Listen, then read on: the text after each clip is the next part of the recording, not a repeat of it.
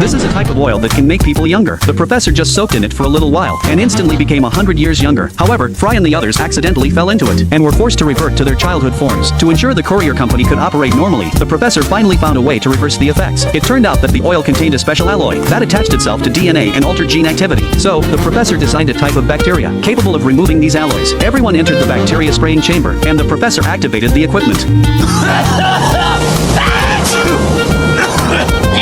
But when the smoke cleared, they had all become even younger. The professor used a device to investigate and discovered an even more troublesome problem. Now, every single person was growing smaller with each passing second. This change was particularly noticeable on Zwabert. If this continued, everyone would turn into embryos and eventually vanish completely. To halt this reversal of time, the professor began a second round of research, but struggled to find a breakthrough. Perhaps the noisy children made it impossible for him to focus, so he had to leave the children in Leela's care. While telling the children a story, Leela discovered a place called the Fountain of Aging, and quickly reported this finding to the professor. Everyone had already grown much younger, and were on the verge of becoming embryos. The professor immediately piloted the spaceship to the Fountain of Aging. It was said to be located at the center of a dark solar system. Upon arriving at the destination, the professor discovered a dying sun. The closer one got to it, the older things would become. So the Fountain of Aging must be on this sun. The professor searched the surface of the aging sun, and, sure enough, a mysterious purple spring appeared. Zwabert slipped and fell into the spring, undergoing a visible evolution, until he finally turned into a fossil and dissolved away. Just as everyone was mourning Zwabert's loss, his voice was heard once again. It turned out that Zwabert was a symbiotic organism. He had reverted to his original state. All his brothers had split off from him, and the one who had just jumped into the spring and died was his own brother.